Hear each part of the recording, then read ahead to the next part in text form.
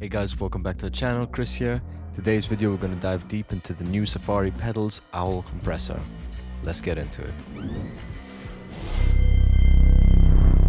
Same as always, just get these bad boys on.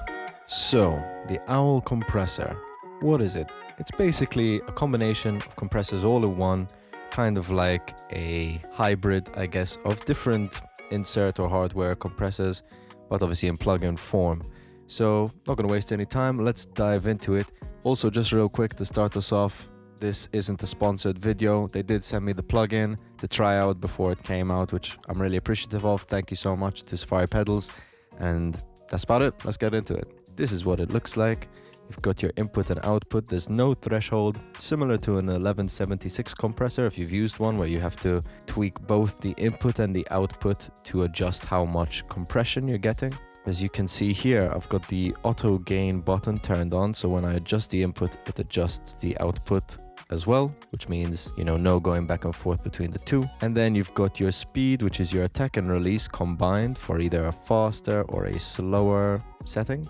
And then your ratio over here, as well as these 4 different modes. Now, these 4 modes change the attack, release time, as well as the ratio. They even have a bit of a character thing going on, so let's quickly dive into it and see what we've got. I've got a Moog sound, just a little bass going on, and let's have a flick through it whilst I play.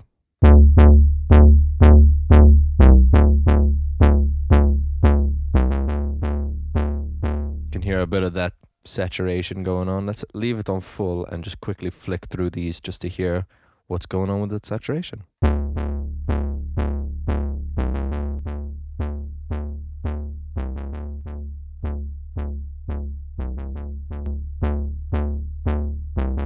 Just pull that back a bit.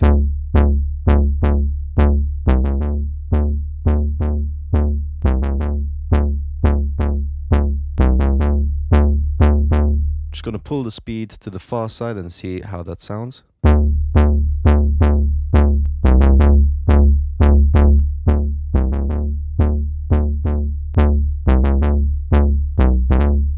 Nice. So you can hear a couple of different things going on with the character and the attack and release times. If you want to see what's actually going in a bit deeper, say I click on the smooth, you can see the attack. I'll leave this actually on default in the middle. The attack is on 309, release is on 29.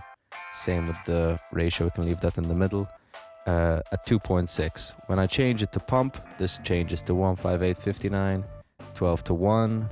Lo-fi is 240, 174, and 9.9. And the mix bus is 315, attack release is at 54, and then ratio at 2.2.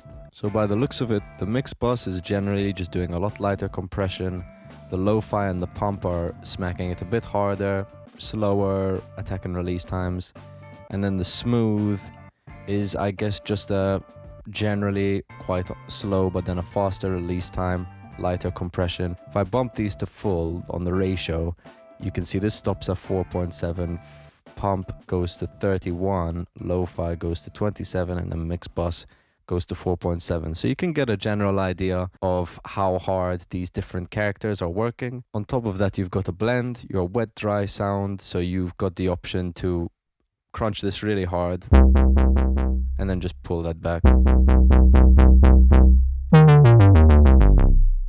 Just nice. You've got a lot more control like that. Personally, I like keeping this on full, as well as a width control, which I assume is if you've got some stereo stuff going on, you can have the compressor either work in stereo, where it's affecting left and right differently, or in mono, where it just keeps everything the same compression on either side. Let's try a different sound. Just got some drums set up over here, so just some classic loops. So let's quickly blast through that and see what that sounds like.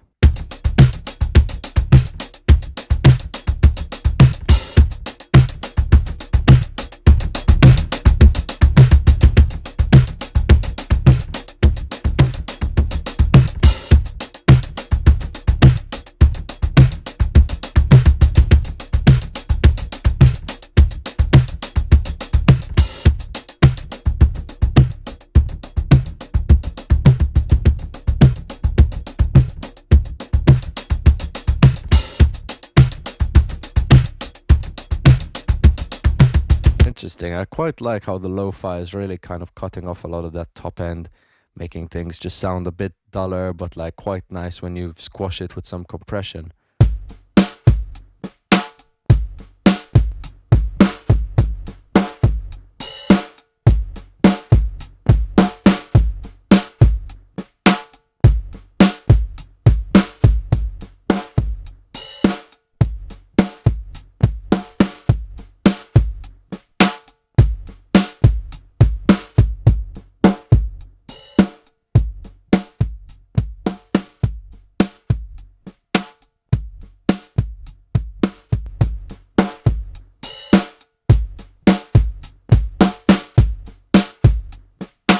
And it feels like Mix Bus is probably the most high fidelity out of all the characters. It sounds the cleanest. But on Smooth, you definitely have a lot more saturation going on when you crank this to full.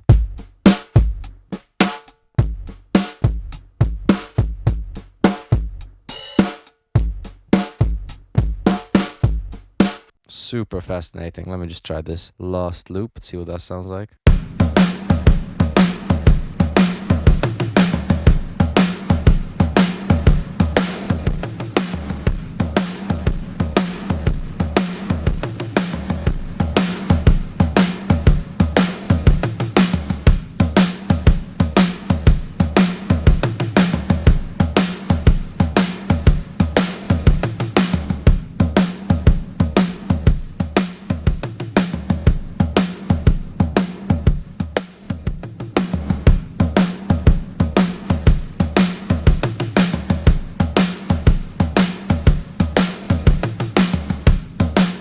Awesome, super characteristic. I think there's a lot of good qualities with this. It just, you know, I'm quite a fan. Safari Pedals feels like their plugins have this thing of like, you can kind of chuck them on anything to do a job. If I needed reverb and distortion in one, I'd probably use the Dirty Dog reverb, or if I just needed drive, I'd use the Gorilla Drive or whatever. They're all very kind of does what it says on the tin kind of thing, and I quite like this because I'm always using a couple different compressors, and it's nice that they've kind of stuck 4 compressors in one. It's really convenient. I've got a couple of songs to check this on, because obviously there's the mix bus thing. I imagine you probably use it on a whole song. So I've got 3 different styles of music here, and I'm just gonna blast through them and see what it sounds like. Let's go.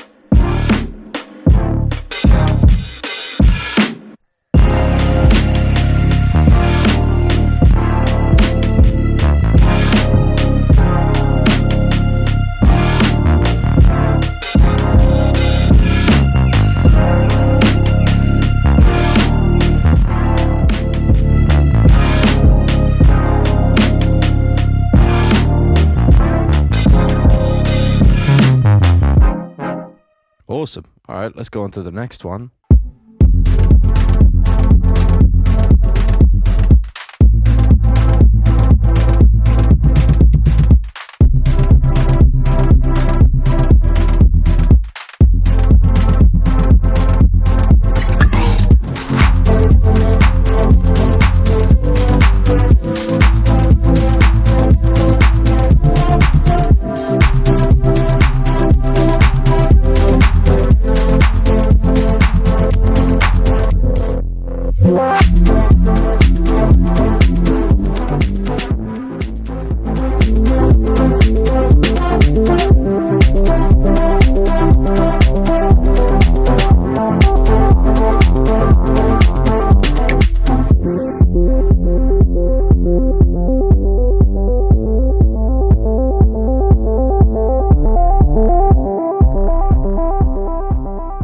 Last but not least, let's check out the third track and see where we go.